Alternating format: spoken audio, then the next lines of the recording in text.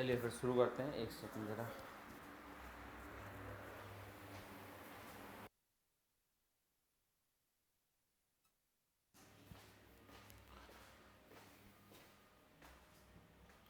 तो हमें अधीनस्थ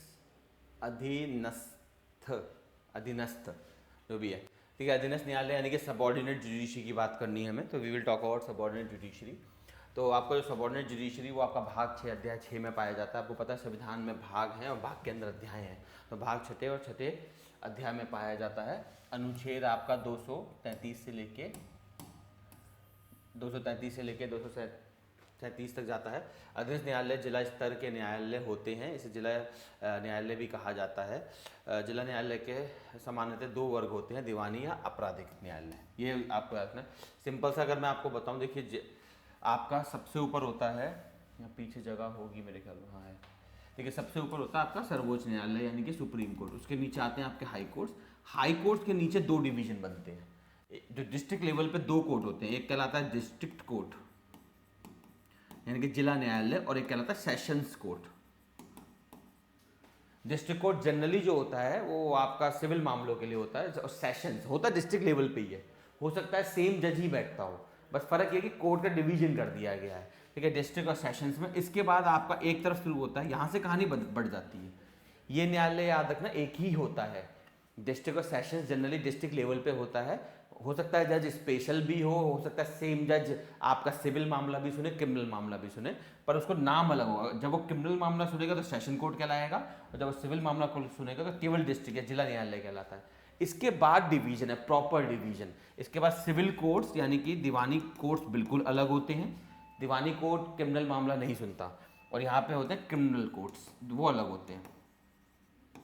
ठीक, क्रिमिनल कोर्ट में वही फौजदारी वगैरह आता है, सिविल में आपका मुंसिफ वगैरह आते हैं। तो इस तरीके से हमारे न्यायालयों का डिवीजन है। सुप्रीम कोर्ट एक ही है, हाई कोर्ट हर राज्य का एक ही होता है। उसके नीचे हर डिस्ट्रिक्ट में एक कोर्ट होता है जो डिस्ट्रिक्ट और सेशंस दोनों का काम करता है।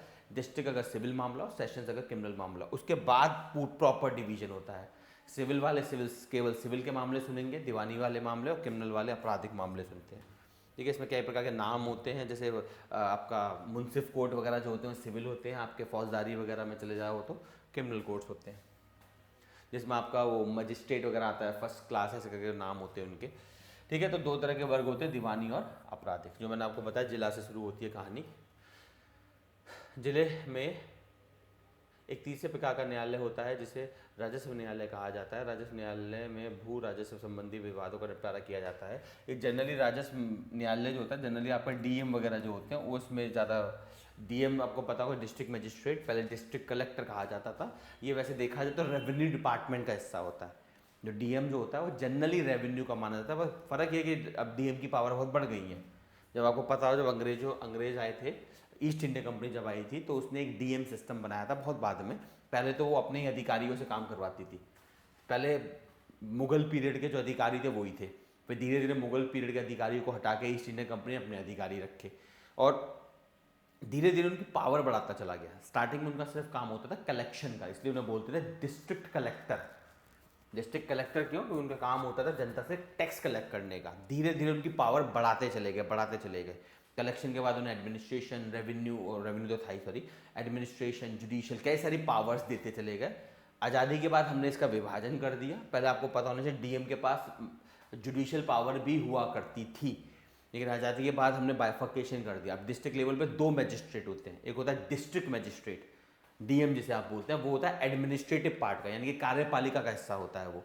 और एक होता है आपका जुडिशियल मैजिस्ट्रेट। दोनों डिस्ट्रिक्ट लेवल पे पाए जाते हैं।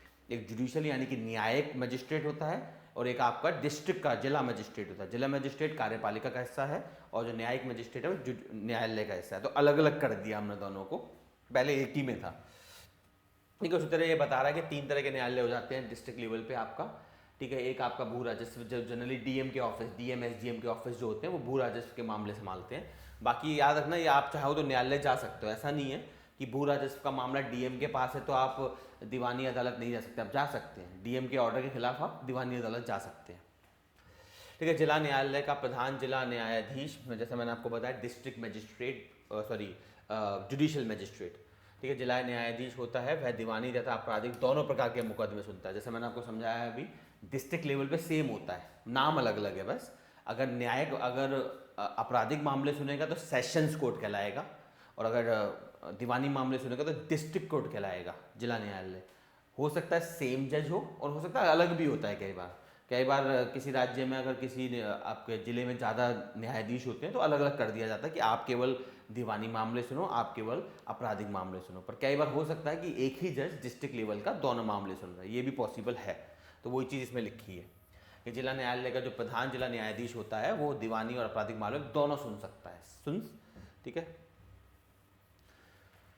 जब वह दीवानी मामले को सुनता है तब उसे जिला जज तथा जब आपराधिक मामले सुनता है तब उसे सत्र न्याय, अच्छा सेशंस का मतलब सब, जैसे मैंने आपको समझाया था, अगर वो जब दीवानी मामले सुनेगा तो वो जिला जज कहलाता है, यानी कि डिस्ट्रिक्ट जज या डिस्ट्रिक्ट कोर्ट बनता है उसका।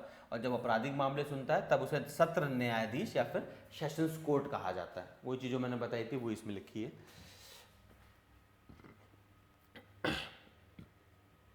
जिला न्यायाधीश की नियुक्ति का प्रावधान अनुच्छेद 233 में दिया गया है। और जो सजेशन मैंने आपको बताया था, एक सजेशन है इंडियन जुडिशियल सर्विसेज का, IJS का।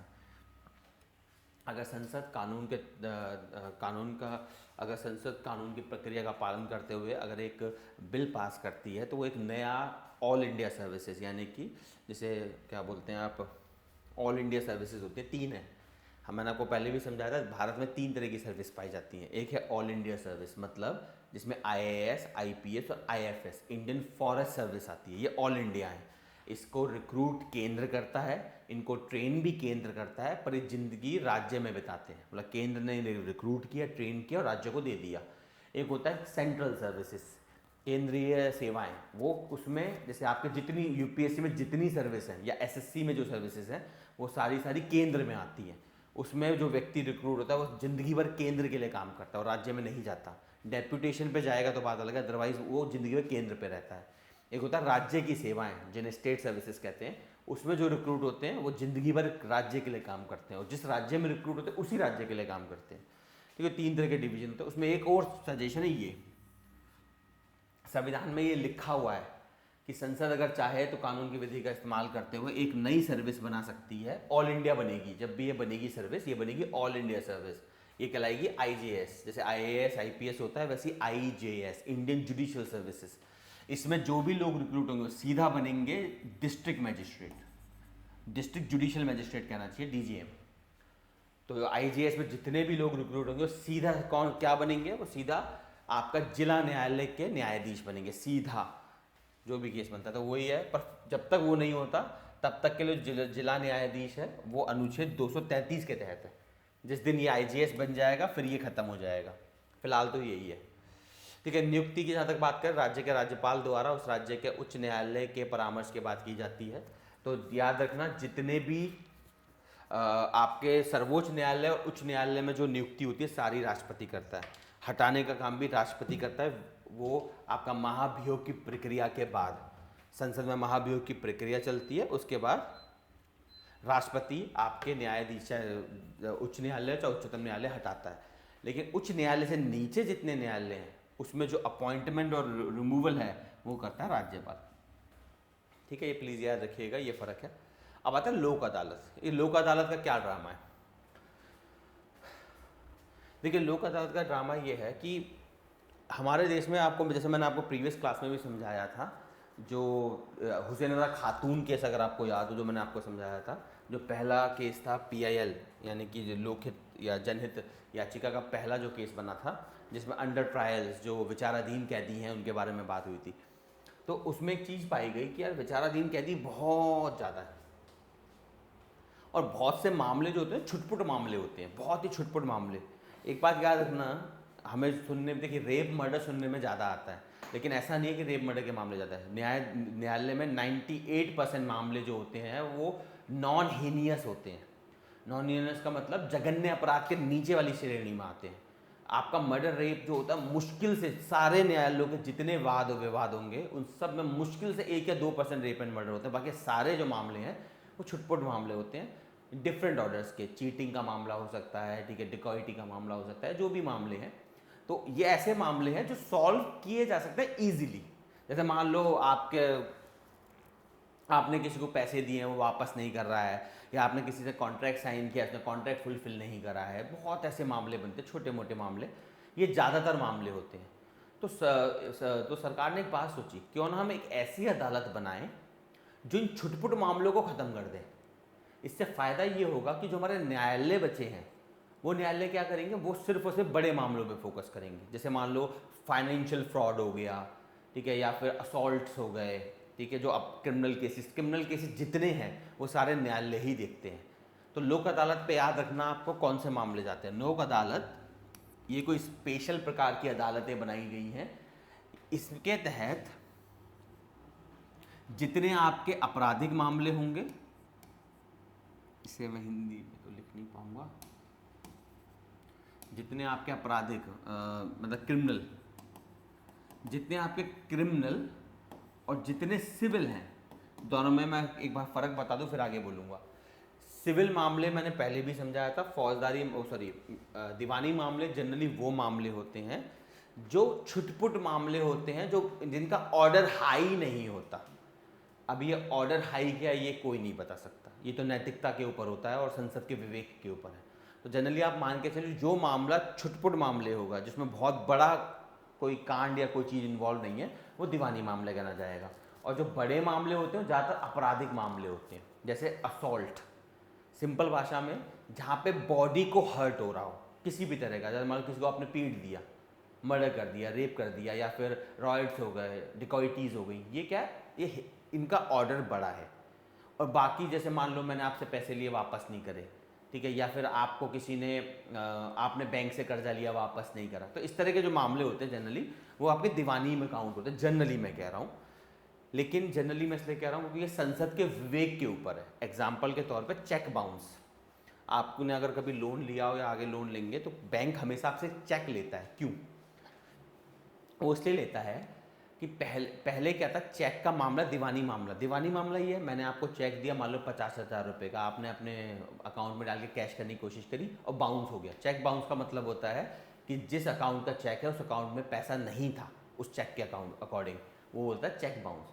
अब चेक बाउंस का मामला होता था सिविल या दीवानी में जेल का टर्म नहीं होता। दीवानी मामलों में आपका क्या बोलते हैं आर्थिक दंड दिया जाता है, उसमें जेल जो होता है ना वो बहुत ही नॉमिनल होता है और होता भी नहीं है ज़्यादातर केस में। ज़्यादातर सिविल मामलों में आपका आर्थिक दंड दिया जाता है। क्रिमिनल मामले वो होते हैं जिनमें आपको जेल तो दी ही जाएगी, उसके साथ आर्थिक दंड हो सकता है। तो दोनों में देखिए फ़र्क समझ लीजिए, क्रिमिनल जो होते हैं वो हायर ऑर्डर के मामले होते हैं, सिविल जनरल ऑर्डर के मामले होते हैं। क्या हायर ऑर्डर है, मैंने आपको पहले भी 1000 बार समझाया, वो व्यक्ति के विवेक के ऊपर है। व्यक्ति यहाँ पे मतलब न्यायाधीश के विवेक के ऊपर भी पड़ता है और संसद के विवेक के ऊपर भी पड़ता है। संसद को अगर लगता है तो सिविल होगा, नहीं तो क्रिमिनल होगा। जैसे चेक बाउंस मैंने समझाया, चेक बाउंस देखा जाए, जो डेफिनेशन मैंने आपको समझाई उसके हिसाब से देखा जाए तो सिविल मामला बनता है, क्योंकि मैंने आपको 50,000 रुपये का चेक दिया, आपने अकाउंट में डाला, बाउंस हो गया, तो ऑब्वियसली बात है मैंने ना आपको मारा पीटा, ना कोई बॉडी हर्ट होती है, ना रॉयट्स हुए, कुछ नहीं हुआ, केवल फाइनेंशियल ट्रांजैक्शन का ही तो इशू बना, तो वैसे दीवानी बनना चाहिए। तो लोग क्या करते थे, लोग किसी भी चीज़ के लिए चेक दे देते थे। आपसे पैसा लिया, कुछ भी लिया, चेक दे दिया, अकाउंट में पैसा ही नहीं, निकाल लो। तो ये बात बड़ी परेशानी हो गई। तो सरकार ने क्या करा, संसद ने संशोधन करके चेक बाउंस को क्रिमिनल मामला बना दिया। क्रिमिनल मामले का मतलब इसमें जेल होगा ही होगा। ये बहुत बड़ा फर्क होता है। क्रिमिनल मामले हायर डिग्री के माने जाते हैं। कोई भी ऐसा इशू, कोई भी ऐसा केस जो हायर ऑर्डर का है वो क्रिमिनल माना जाएगा। लेकिन मैंने जैसा चेक बाउंस के केस में समझाया, ये संसद के विवेक के ऊपर है, किस मामले को वो सिविल देखती है, किस मामले को वो क्रिमिनल देखती है। जैसे चेक बाउंस के जब मामले बढ़ने लगे, लोग ज़बरदस्ती चेक दे देते थे, बाउंस हो जाता था, तो सरकार ने सोचा क्यों ना इसे क्रिमिनल कर दिया जाए, वरना लोग बाज नहीं आएंगे। तो चेक बाउंस का मामला बन गया क्रिमिनल। इसीलिए कोई भी बैंक होती है आपसे चेक लेती है, क्योंकि अगर आपका चेक बाउंस हुआ तो क्या बनेगा, बैंक आपके ऊपर क्रिमिनल केस कर सकती है। क्रिमिनल केस का मतलब जेल की सज़ा हो सकती है, सिविल केस आसान होते हैं, ठीक है। अब आते हैं लोक अदालत पे। तो लोक अदालतें क्यों बनाएगी, जैसे मैंने समझाया, जो न्यायालय हैं उन पे बहुत बोझ होता है, उस बोझ को कम करने के लिए ज़्यादातर जो मामले होते हैं 98% मामले जो होते हैं छुटपुट मामले ही होते हैं, डिफरेंट ऑर्डर्स के। ठीक है, जो आपके हीनियस क्राइम जो बिगर क्रिमिनल केस है बहुत कम मामले होते हैं। अगर 100 केस आज रजिस्टर होंगे तो इसमें मुश्किल से 10 या 5 ये होंगे आपके क्रिमिनल, बाकी 90 से 95 जो केस होंगे वो सिविल होते हैं, सिविल केस ज़्यादा होते हैं।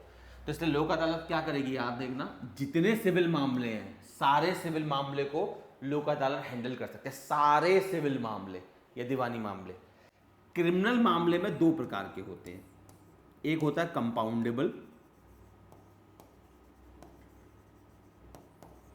और एक होता है नॉन कंपाउंडेबल।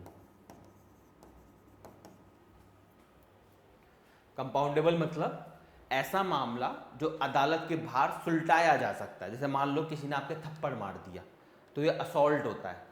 असॉल्ट के केस में आप क्रिमिनल केस होता है, अगर आपने किसी ने आपके थप्पड़ मारा तो आप उस पर क्रिमिनल केस कर सकते हैं, असॉल्ट का केस बनता है ये।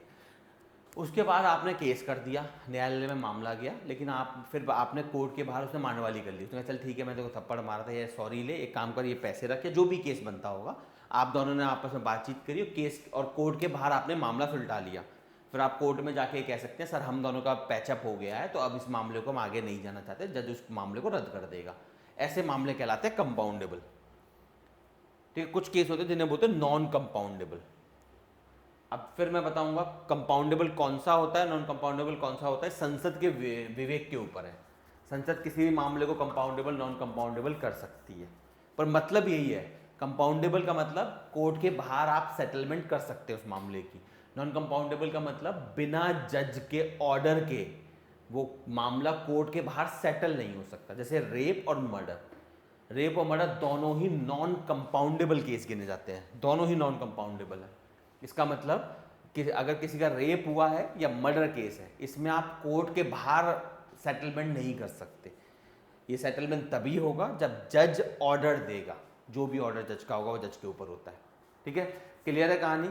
तो अब याद रखिएगा लोक अदालतें क्या है, लोक अदालतें संसद द्वारा बनाए गए ऐसे संस्थान हैं जिनका काम होता है सारे के सारे सिविल मामले, सारे सिविल मामले जैसे भी होंगे, और केवल कंपाउंडेबल क्रिमिनल मामले ये झेल सकता है। नॉन कंपाउंडेबल क्रिमिनल केस सिर्फ और सिर्फ अदालत में ही जाते हैं, लोक अदालत में नहीं आ सकते। बताइए समझ में आया कोई क्वेश्चन? यहाँ तक थोड़ा टेक्निकल था तो समझ में आ गया तो बताइए। सर जैसे रेप या मर्डर का केस है तो उसे वापस लेंगे तो वो नॉन नहीं ले सकते आप वापस।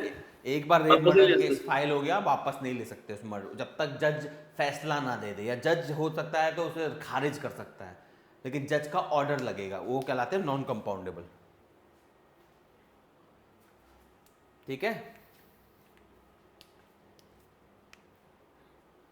सर जो जमीन अपने का ये सब जो केस होता है जो लोग बाद में पैसे कर लेते हैं, देखिए मान लीजिए भाई भाई में होता है हाँ, और किसी में। जमीन के मामले में कई प्रकार की वैरायटी पाई जाती है, कैसा मामला है इस पर डिपेंड करेगा। जमीन का विवाद था, केवल ओनरशिप का विवाद है, या हो सकता है उसके साथ साथ कोई असॉल्ट का भी बन जाए कि इसने मुझे पीट दिया जमीन हथियाने के चक्कर में, तो जमीन के साथ साथ और डिपेंड करता है जमीन का विवाद किस तरह का है, किस नेचर का है, उसके हिसाब से डिसाइड होगा। जहाँ पे सिंपल केस वैसे होगा। हाँ बोलो। सर जमीन का विवाद सिविल में जाता है ना, पर मैं फिर कह रहा हूँ ना, डिपेंड करता है किस के नेचर का है। जमीन के विवाद कई प्रकार के पाए जाते हैं, और जो हमारा BNS है, भारतीय न्याय संहिता, CRPC CPC और भी जो लॉज हैं उसमें जमीन के विवादों की ग्रेड बनाए गए हैं। कुछ जमीन के विवाद सिविल में आते हैं, कुछ जमीन के विवाद क्रिमिनल में आते हैं, डिपेंड करता है किस नेचर का इन्वॉल्व है। जैसे मान लो कि मैं आपकी ज़मीन हथियाना चाहता हूँ और वो ट्राइबल ज़मीन है या जंगल है कुछ, तो उस केस में क्रिमिनल मामला भी बन सकता है। या मैंने ज़मीन हथियाने के दौरान किसी को पीट पाट दिया तो क्रिमिनल भी बन सकता है। तो डिपेंड करता है कौन सा मामला, तभी मैं बता पाऊंगा वो सिविल है या क्रिमिनल। पर नेचर आप समझ गए ना।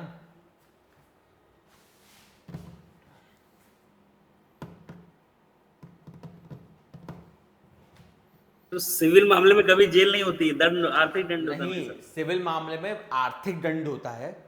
जेल सिंपल जेल हो सकती है, वो भी जब आप मान नहीं रहे। तो सिंपल जेल का मतलब 6 महीना 7 महीना सिंपल जेल मानी जाती है। सरल, जैसे सरल कारावास कहा जाता है, साधारण कारावास, वो 6-7 महीने का होता है। क्रिमिनल केस बड़े ऑर्डर के होते हैं। क्रिमिनल केस जनरली आप मान के चलो 2 साल से ऊपर की सजा वाले जो होते हैं जनरली क्रिमिनल केस होते हैं।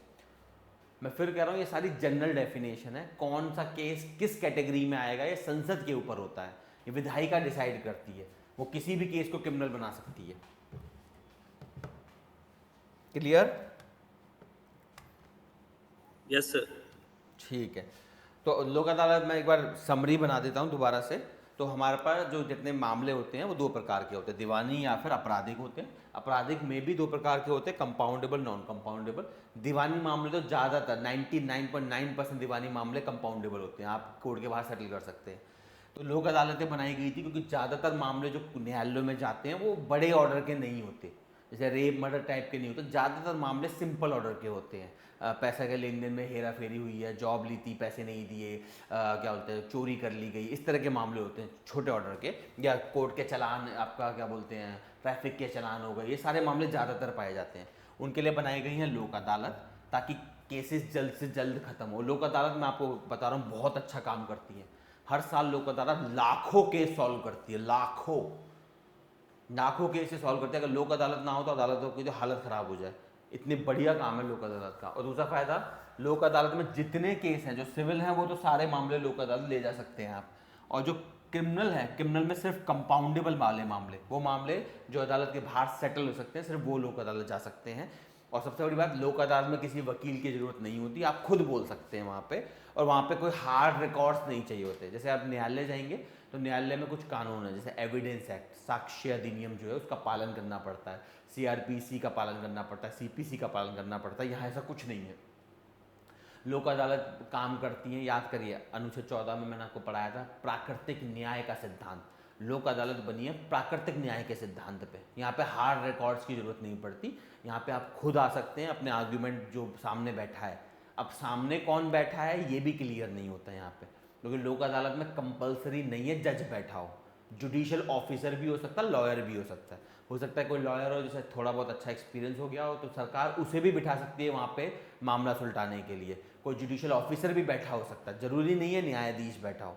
कोर्ट में हमेशा न्यायाधीश ही बैठते हैं, लेकिन लोक अदालत में जुडिशियल ऑफिसर या लॉयर भी बैठ सकते हैं। ये इसलिए कि मामले जल्दी सॉल्व हो जाते हैं। ये अच्छी बात है इनके बारे में। सर हर जिले में लोक अदालत बनाई क्या? हर जिले में है, हर स्तर पे है लोक अदालत। ग्राम सभा के स्तर पे भी पाई जाती है, जिले के स्तर पे भी पाई जाती है, राज्य के स्तर पे भी पाई जाती है, देश के स्तर पे भी पाई जाती है। हर स्तर पे लोक अदालत है। और विभाग की भी लोक अदालत है, हर विभाग की लोक अदालत होती है, विभाग ऑर्गेनाइज करवाता है। जैसे दिल्ली में दिल्ली जल बोर्ड है, वो अपनी लोक अदालत ऑर्गेनाइज करवा सकता है। आपका क्या बोलते हैं इसे, दिल्ली पुलिस है, दिल्ली पुलिस भी हर साल लोक अदालत लगवाती है। जितने ट्रैफिक के चालान वगैरह है ना, उन सबको जल्दी निपटाने के लिए हर साल लोक अदालत लगाती है।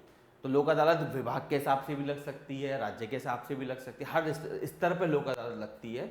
हर विभाग लोक अदालत लगा सकता है जिसको भी जिसे भी मामला सुलझाना है। पर किसकी मदद से? दो संस्थान बनाए गए हैं जो लोक अदालत पर नजर रखते हैं, एक है नालसा और एक है सालसा। ये संसद के कानून के तहत बनाए गए, नालसा एंड सालसा। ये नेशनल लेवल पे होती है, national legal service authority, national legal service authority, और स्टेट लेवल पे स्टेट लीगल सर्विस अथॉरिटी।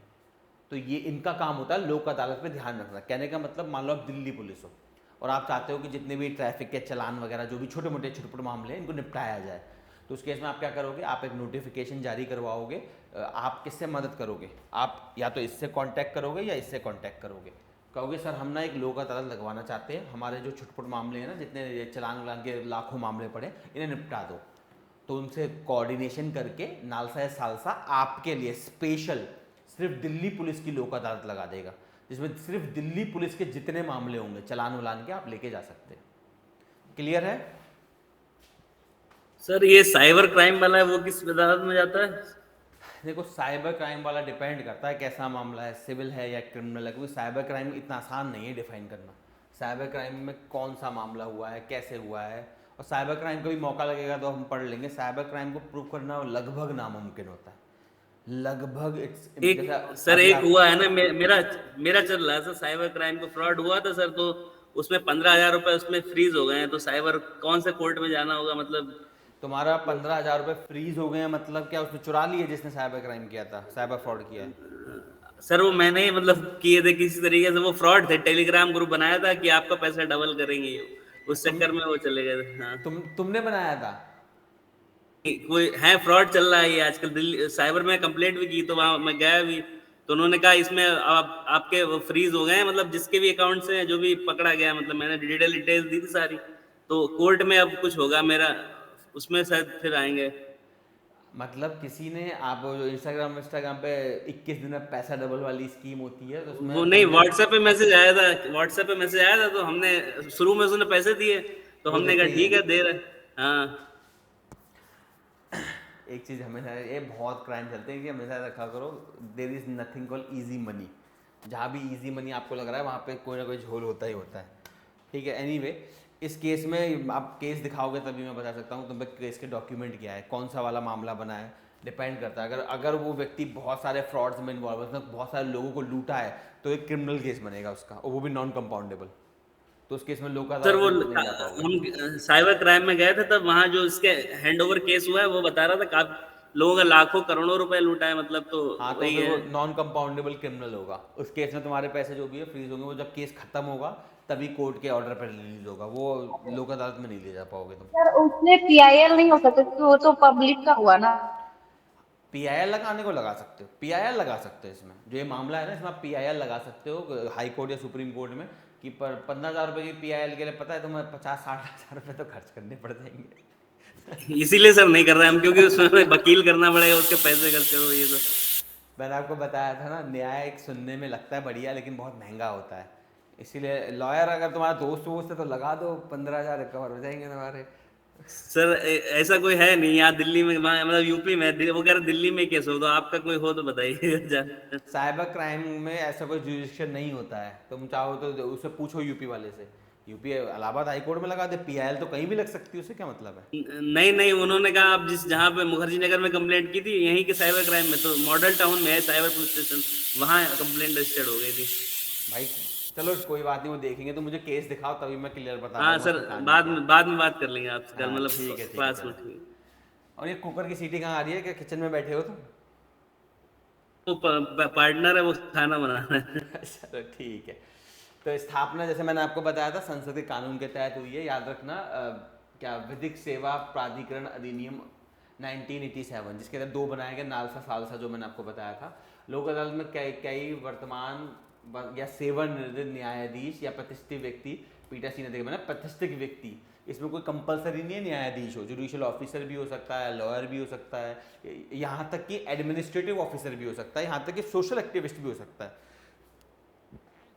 मतलब आपको, आप ना न्यायाधीश रहे, ना जुडिशियल ऑफिसर रहे हो, ना ही आप लॉयर हो, पर आप सोशल एक्टिविस्ट हो, तो आपको भी लोक अदालत में बैठने का मौका मिल सकता है। तो ये सबसे बढ़िया बात है लोक अदालत की, इसमें कोई भी बैठा जा सकता है जो सोशल व्यक्ति हो, इससे इसलिए केस जल्दी सॉल्व होते हैं इसमें, ना वकील का चक्कर, ना कुछ चक्कर, खुद जाओ खुद बोलो, कहानी खत्म।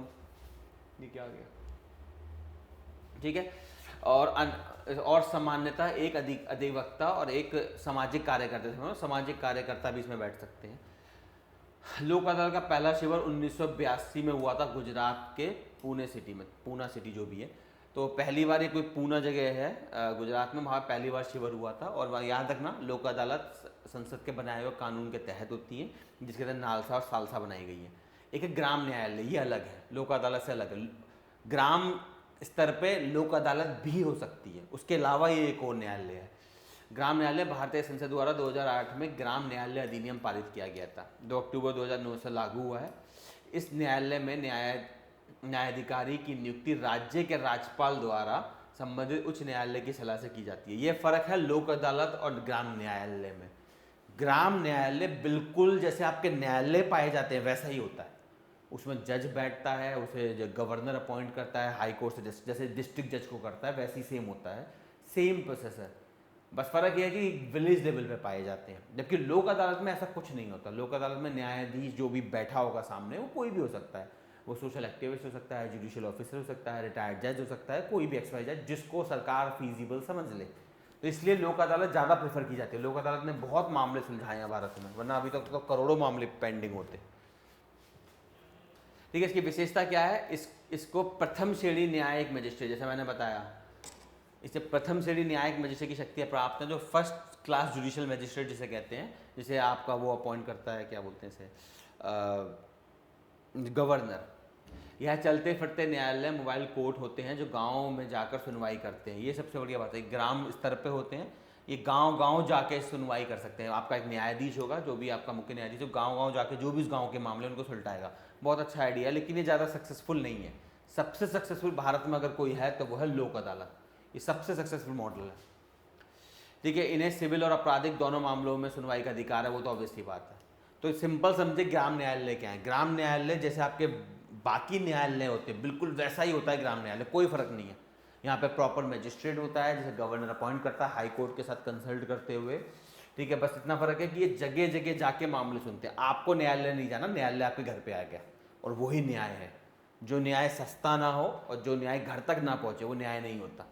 इसलिए मैंने आपको बताया ना, हाई कोर्ट सुप्रीम कोर्ट के साथ ये बड़ी प्रॉब्लम है कि ये एक जगह पे स्थिर है, इनको पूरे देश में होना चाहिए था। चलो वो कोई बात नहीं, देखेंगे जब बदलाव आएगा। आगे चलते हैं। एक मिनट, 2 बार क्यों लिखा है ये? ग्राम न्यायालय यहाँ भी लिखा है। ये निःशुल्क न्याय प्रदान करने की व्यवस्था करते हैं, बहुत बड़ी। वो लोक अदालत में भी निःशुल्क होता है। हल्का पुल्का नॉमिनल चार्ज लगता होगा तो बात अलग है, हल्का पुल्का 10-20 रुपये 30 रुपये लगता होगा, उससे ज़्यादा नहीं लगता। ना वकील चाहिए ना कुछ चाहिए, खुद जाओ खुद दलील दो, और कोई कोर्ट में कोई एविडेंस का ड्रामा नहीं होता है यहाँ पे। जैसा आपको आता है, जैसी भाषा आपको आती है, जैसे आप बोल सकते हो, इसमें कोई वकील जैसा एक्सपर्टीज़ नहीं चाहिए। सिंपल आर्ग्यूमेंट, जैसे मूवियों में देखते हैं ना, कुछ भी बोला जा रहा है, वैसा वाला आप बोल सकते हैं सिंपल भाषा में।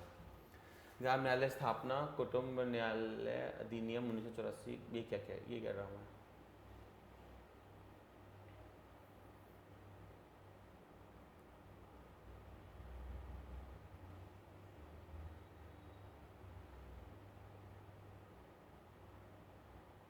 अरे ग्राम न्यायालय गलत लिख गया है, ग्राम न्यायालय नहीं है, ये पारिवारिक अदालत की बात हो रही है। ये हेडिंग गलत है, सही कर लेना। ये पारिवारिक अदालत की बात हो रही है। आपका कुटुंब न्यायालय अधिनियम 1984 के तहत इनको बनाया गया है। ये क्या पारिवारिक, जो फैमिली डिस्प्यूट, फैमिली कोर्ट होगा जी सर। ठीक है, फैमिली कोर्ट्स की बात हो रही है। ये ग्राम न्यायालय गलत लिखा है, इसे सही कर लेना। ये पारिवारिक न्यायालयों की, यानी ये फैमिली कोर्ट्स की बात हो रही है। कुटुंब न्यायालय के निर्णय के विरुद्ध अपील उच्च न्यायालय में की जा सकती है, और जहां इनके निर्णय के विरुद्ध सुनवाई 2 न्यायाधीश के पीठ द्वारा की जाती है। ठीक है, फैमिली कोर्ट्स के ऊपर अपील लगानी तो सीधा आपको जाना पड़ेगा हाई कोर्ट। लोक अदालत में एक और चीज़ यहाँ मैं बताना भूल गया, इसमें लिखी भी नहीं है। लोक अदालत में एक बार मामला सेटल हो गया तो सेटल हो गया, उसकी कोई अपील नहीं है। कहने का मतलब, लोक अदालत में अगर आपके खिलाफ मामला सेटल हुआ है तो सेटल हो गया। फिर आप क्या कर सकते हैं, जो याद है मैंने आपको बताया था, एक होता है स्पेशल लीव पिटीशन। अगर आपको उच्च हाई कोर्ट या सुप्रीम कोर्ट जाना, हाई कोर्ट सुप्रीम कोर्ट तो जा ही सकते हैं, लेकिन जाने के लिए स्पेशल लीव लगेगा। राइट नहीं है आपके पास जाने का, जैसे इस केस में तो राइट है आपके पास। अगर आपको कुटुंब न्यायालय या फैमिली कोर्ट की बात पसंद नहीं आई तो आप उच्च न्यायालय जा सकते हैं एज अ राइट, ये आपका अधिकार है जाने का। लोक अदालत में कोई अधिकार नहीं। एक बार लोक अदालत ने केस को ख़त्म करा तो कहानी ख़त्म। अगर आपको जाना है हाई कोर्ट सुप्रीम कोर्ट तो उसके लिए फिर आपको परमिशन लगती है। आप हाई कोर्ट से बोलेंगे सर प्लीज़ मेरा केस सुन लो, जबकि यहाँ पे आप क्या बोलेंगे, सर मेरा केस सुनो। दोनों में फ़र्क होता है। ठीक है, और जैसा मैंने आपको बताया था अनुच्छेद 136 क्या है, स्पेशल लीव पिटीशन, यानी कि मंजूरी के बाद आप केस ले जा सकते हैं। चलिए, तो यही थे हमारे पास निचली अदालतें। आगे आते हैं हम राज्य की कार्यपालिका। सेम ही है, इसमें क्या फ़र्क है, बस इसमें गवर्नर का फ़र्क होगा, बाकी तो सेम है। राज्य की कार्यपालिका, विधायिका और न्यायपालिका बिल्कुल सेम पाई जाती है जैसी आपकी केंद्रीय स्तर पे है। बस एक फ़र्क है, अब फ़र्क देख लेंगे। देखिए बाकी सारा सेम, आप खुद पढ़ लेना, जो मैंने पहले पढ़ाया सेम यहाँ मिलेगा आपको। बस 2-3 डिफरेंस पाए जाते हैं। स्टेट और सेंटर में कुछ छोटे मोटे डिफरेंसेस हैं, वो मैं आपको जल्दी जल्दी समझा देता हूँ।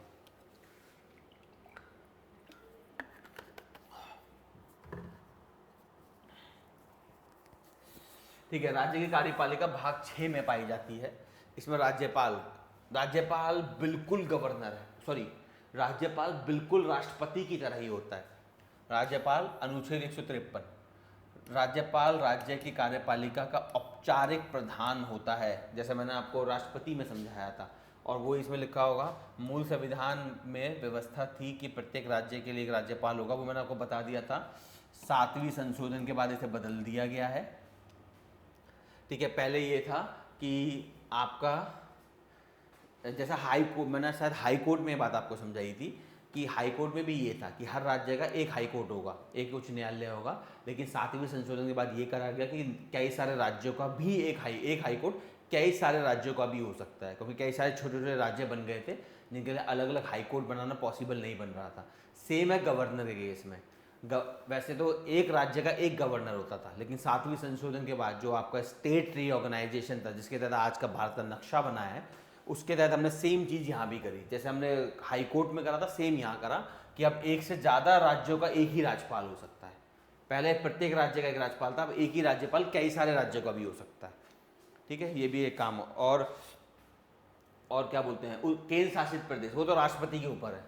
सेम जैसे मैंने हाई कोर्ट में समझाया था कि कौन सा हाई कोर्ट किस केंद्र शासित प्रदेश को देखेगा, ये राष्ट्रपति फैसला लेता है। सेम यहाँ पे है, कौन सा गवर्नर किस केंद्र शासित प्रदेश को देखेगा, ये फैसला भी राष्ट्रपति का है। राष्ट्रपति जिस राज्यपाल को बोल दे, वो राज्यपाल उस केंद्र शासित प्रदेश पे ध्यान देगा। वो अपने राज्य का भी राज्यपाल रहेगा और उस केंद्र शासित प्रदेश का भी वो करता धरता रहेगा। ठीक है, तो ये सारा काम हुआ है 7वीं संशोधन के बाद। तो अनुच्छेद 153 क्या कहता है कि आपका एक राज्यपाल होगा। और यार इसमें फिर एक पॉइंट कम है, इसमें देखो एक और पॉइंट है जो शायद इसमें मिस कर दिया इन्होंने।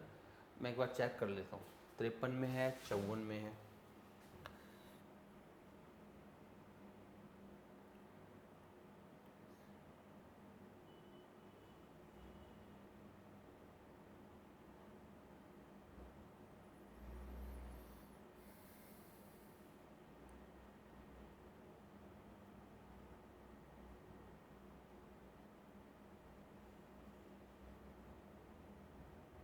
अच्छा अभी नहीं है वो, ठीक है। तो 153 आपका अनुच्छेद बिल्कुल आपका राष्ट्रपति के अनुच्छेद की तरह है। जैसे राष्ट्रपति का अनुच्छेद क्या कहता था, राज्य की केंद्र की या संघ की सारी शक्तियां राष्ट्रपति में होंगी, उसी तरह से यहाँ पे है राज्य की जितनी शक्तियां हैं वो किसके पास है, वो राज्यपाल के पास है। पर वही बात है, राज्यपाल इन शक्तियों को बिना क्या बोलते हैं उसे, बिना मंत्रिपरिषद के नहीं चला सकता। नियुक्ति, राज्यपाल को राष्ट्रपति नियुक्त करता है अनुच्छेद 155 के तहत, सीधा राष्ट्रपति।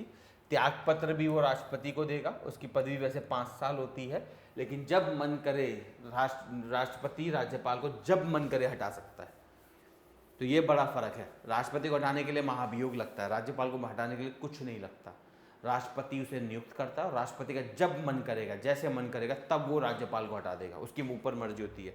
वैसे उसका 5 साल का कार्यकाल होता है जनरली, चाहे तो बढ़ा भी सकता है, बने रहो राज्यपाल जितने साल बने रहना है। अनुच्छेद 157, ठीक है, राज्यपाल नियुक्त होने की अर्हता, इसमें से 2 चीजें हैं। संविधान में अनुच्छेद 157 में से 2 चीजें लिखी हैं कि भारत का नागरिक हो और कम से कम 35 वर्ष की आयु हो, और कोई नहीं क्वालिफिकेशन है। कहने का मतलब राज्यपाल कोई भी बन सकता है, किसी भी बैकग्राउंड का व्यक्ति, आम आदमी से लेके खास आदमी, कोई भी हो। जैसे इस समय दिल्ली का जो उपराज्यपाल है, वो क्या नाम है, वीके सक्सेना शायद नाम है उनका, वो एक सोशल एक्टिविस्ट थे। वो कोई ना ही आईएएस थे, ना ही पीछे कुछ नहीं थे, वो एक सोशल एक्टिविस्ट थे। बीजेपी की उन्होंने बहुत लंबे समय से सेवा करी है, तो बीजेपी ने उसका वरदान दे दिया। और लंबे समय से वो मोदी जी के फेवर में रहे हैं ना, जब उनकी एनजीओ वगैरह चलती थी, तो उसका उन्हें फेवर, उनका वरदान, वो क्या बोलते हैं, उन्होंने तपस्या करी मोदी जी की, तो वरदान मिल गया, बन गए उपराज्यपाल दिल्ली के। शक्तियाँ इन कार्य, कार्यकारी शक्ति सेम है, इसमें कोई स्पेशल काम नहीं है, वही सारे काम है। राज्य सरकार के सभी कार्य राज्यपाल के नाम पे, जैसे राष्ट्रपति के केस में होता है। राज्यपाल राज्य के मुख्यमंत्री तथा अन्य मंत्रियों को नियुक्त करता है, सेम वाला सीन है। जैसे प्रधानमंत्री को राष्ट्रपति नियुक्त करता है, और प्रधानमंत्री के कहने पे राष्ट्रपति बाकी मंत्रियों को नियुक्त करता है, सेम यहाँ पाया जाता है, एग्जैक्ट, कोई फर्क नहीं है। ये सब वही चीज़ें हैं, ये सारी चीज़ों को पॉइंट करता है वगैरह वगैरह। राज्यपाल की शपथ प्रतिज्ञा ना ही ले तो बढ़िया है, आगे देखते हैं। विधायी की शक्तियाँ वही जैसे राष्ट्रपति करते, पढ़ लेना, इसमें कुछ भी नया नहीं है। जो चीज़ नहीं है वो मैं आपको समझा देता हूँ। अनुच्छेद 200 में वीटो पावर जो मैंने समझाई थी आपको राष्ट्रपति के केस में, सारी वीटो पावर यहाँ पे आती है। पॉकेट वीटो भी है इसके पास, मना करने का, नहीं करने का, वो सारी, जैसे एग्जैक्ट राष्ट्रपति के पास वीटो पावर है, सेम आपके राज्यपाल के पास है। एक पावर इसके पास एक्स्ट्रा है, वो देख लेते हैं।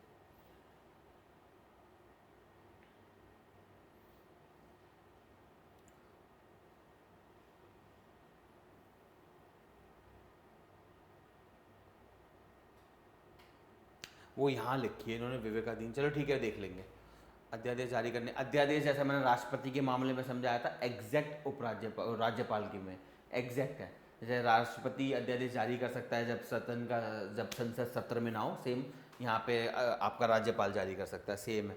वित्तीय शक्ति अभी बिल्कुल सेम है। राज्य का बजट राज्यपाल के नाम पे आपका वित्त मंत्री राज्य की विधानसभा में प्रस्तुत करता है, कोई फर्क नहीं है इसमें।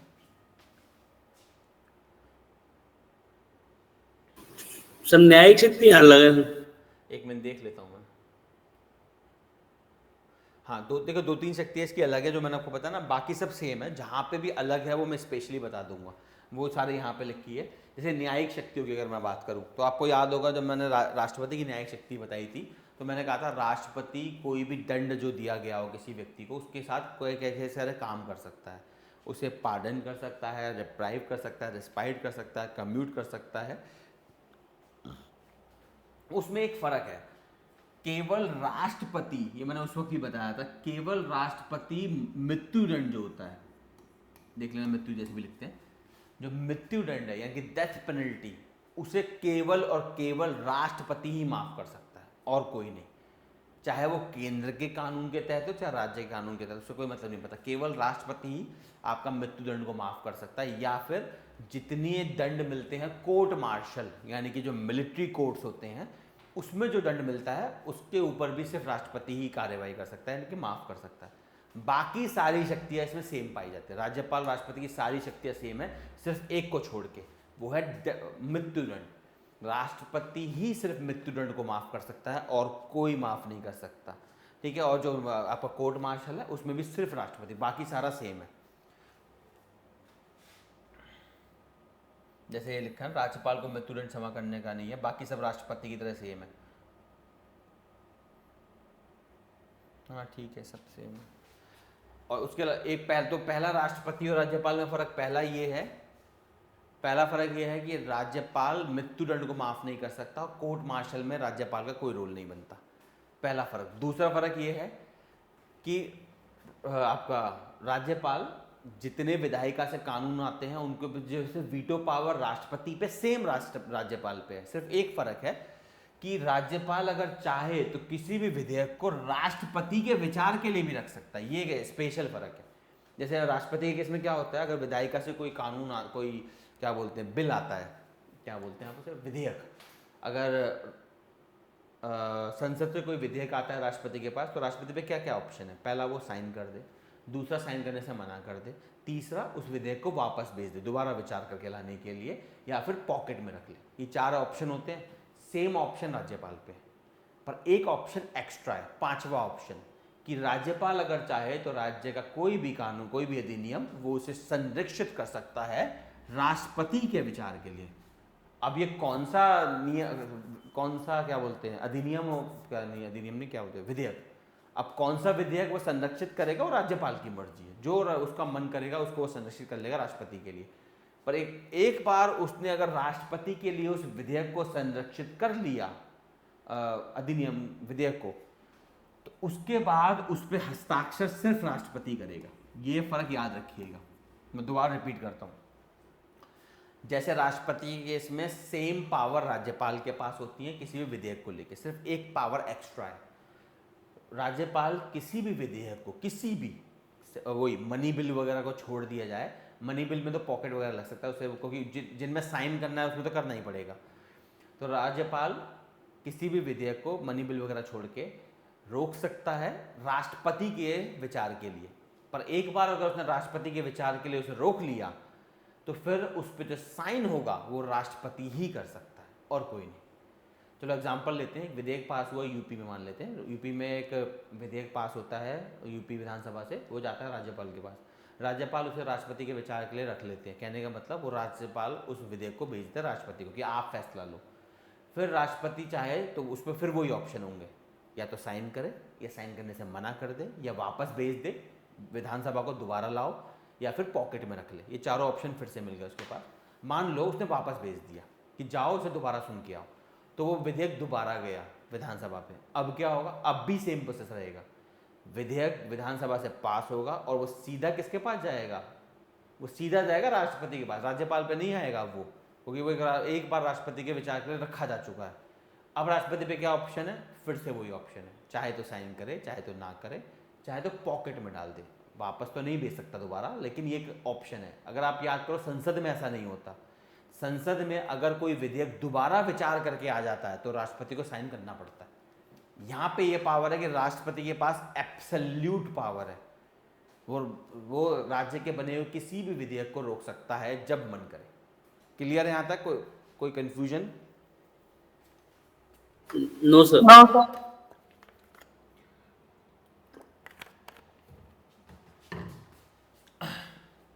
ठीक है। बाकी राज्य में राष्ट्रपति शासन लगाने की सिफारिश मैंने जैसा बताया, राज्यपाल जब चाहे सिफारिश कर सकता है। अब लगेगा या नहीं लगेगा वो राष्ट्रपति के विवेक के ऊपर है। ये पॉइंट यहाँ पे गलत दिया हुआ है, ये नहीं होता है। अध्यादेश जारी करने की शक्ति जो होती है वो विवेक पे नहीं होती है। अध्यादेश जो होता है आपको सरकार के कहने पे जारी कर सकता है वो, ये उसके विवेक पे नहीं होता। अब देखिए कोई काइया राष्ट्र आ गया तो हम कुछ नहीं कह सकते। जैसे मैंने आपको KR नारायणन बताए थे, वो मैं क्योंकि ये संविधानिक पद है ना, आप क्या कर लोगे तुम? राज्यपाल को आप हटा तो सकते नहीं हो। मान लो आपकी सरकार है, बीजेपी केंद्र में, तो भी बहुत हुआ है तमिलनाडु में, केरला में कितना हुआ। जहाँ पे भी बीजेपी की सरकार नहीं है वहाँ के राज्यपाल ऐसे ही करते हैं। चाहे वेस्ट बंगाल के राज्यपाल को देख लो कितना उछल रहा है वो, जबकि मैंने आपको समझाया था राज्यपाल का रोल ये है ही नहीं। राज्यपाल का सिंपल सा काम होता है, वो राज्यपाल है, उसका काम है राष्ट्रपति की तरह वो चुप रहे, जो हो रहा है उसे बस क्या करना है, जैसा सरकार बोल दे, जैसा मुख्यमंत्री बोले वैसा करे। उसका कोई ये काम नहीं है कि ये गलत हो रहा है वो गलत हो, तुम्हारा वो काम ही नहीं है, तुम्हें सरकार ना बना लो तुम। पर ये हमेशा प्रॉब्लम रही है भारत में। भारत में जितनी सरकारें केंद्र में बनती है वो राज्यपाल की मदद से राज्यों में हस्तक्षेप करती है, और ये हमेशा हुआ है। इसलिए मैंने आपको बताया संविधान में सबसे गंदी पोजीशन अगर मैं बोलूँ, सबसे बेइज्जत व्यक्ति अगर कोई है तो वो है राज्यपाल। राज्यपाल आज के समय में पोजीशन ही गाली है, किसी को गाली देनी हो तो बोल दो राज्यपाल हो गया तुम, ठीक है।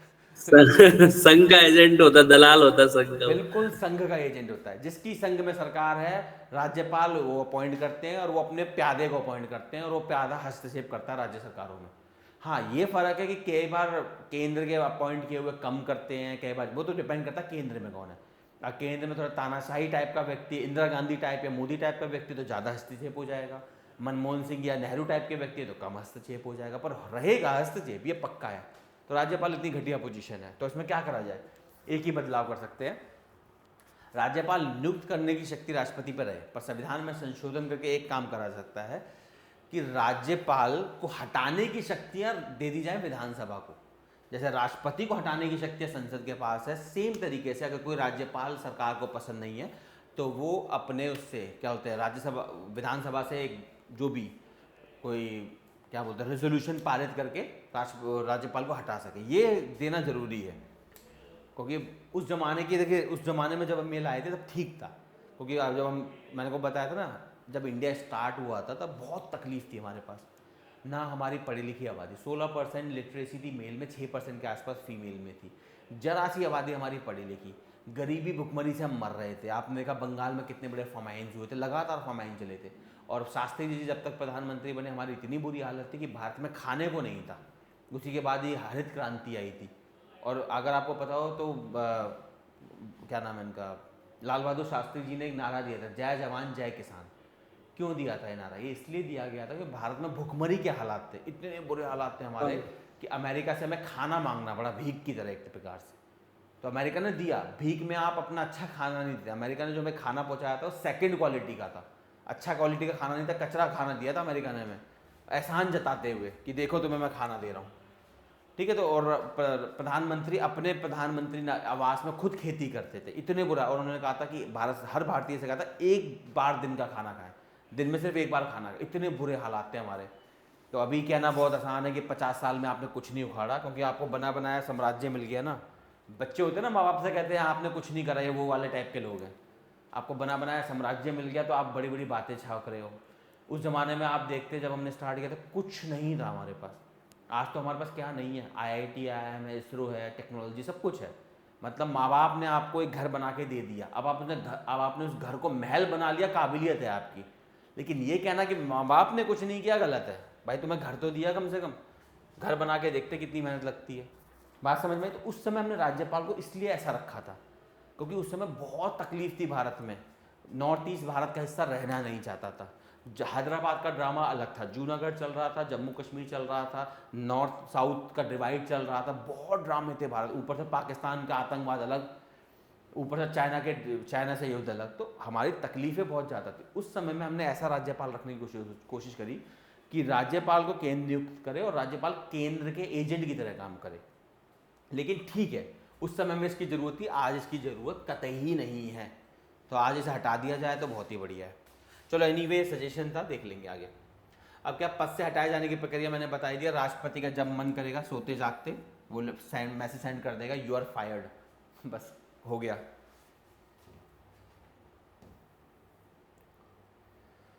ये क्या है, विशेष उत्तरदायित्व। कुछ राज्य हैं जिनके विशेष उत्तरदायित्व मिलते हैं, सिंपल सा याद रखना है आपको। जैसा मैंने आपको सरोजनी नायडू ने कहा था, राज्यपाल सोने के पिंजरे में निवास करने वाली चिड़िया के समतुल्य है। ये भी गलत है, ये इससे ज़्यादा बुरा है राज्यपाल का हाल। राज्यपाल सोने के पिंजरे में चिड़िया की तरह कतई नहीं है, राज्यपाल कठपुतली की तरह है, बस इसे केंद्र चलाता है। ठीक है, तो यहाँ तक मैं क्लियर बात कर दूँ क्योंकि आपकी अगली क्लास होने वाली है। राज्यपाल राष्ट्रपति में कोई फर्क नहीं है, सारी शक्तियाँ सेम है। कुछ शक्तियाँ राज्यपाल की अलग है, जैसे कि उसकी नियुक्ति केंद्र करता है, उसको हटाता भी केंद्र है। दूसरा, राज्यपाल किसी भी विधेयक को संसद कहते हैं विधानसभा से पास हुए सिर्फ मनी बिल को छोड़ के वो राष्ट्रपति के विचार के लिए रख सकता है। राष्ट्रपति, और एक बार राष्ट्रपति के विचार के लिए रख दिया तो केवल राष्ट्रपति ही उस पर साइन कर सकता है। ठीक है, उसके अलावा राज्यपाल मृत्यु दंड को माफ नहीं कर सकता। इन 2-3 चीज़ों को छोड़ दिया जाए तो राज्यपाल एग्जैक्ट रेप्लिका है प्रेसिडेंट की। क्लियर? Yes sir. ठीक है, चलो अब हमसे खत्म करते हैं, भाई जल्दी हो जाएगा, बाकी जो है छोटे छोटे टॉपिक बचे हैं। ठीक है, फिर कल मिलते हैं। मैडम थोड़ी देर में आएंगे, आप लोग लाइव रहिएगा, थोड़ी देर में मैडम आएंगे आपकी क्लास। कल सर क्लास किस टाइम, कल टेस्ट भी है, क्लास रहेगी कल? सॉरी सर टेस्ट है ना आर ओ का, क्लास किस रहेगी इस टाइम पे? कब है टेस्ट? है ना कल सर टेस्ट है आर ओ कोचिंग। फ्राइडे को रखा है सर ने। हाँ सर। मैं एक बार चलो आपको मैं बोल देता हूँ सर से, वो कंफर्म करके आपको बता देंगे मैसेज में। ठीक है।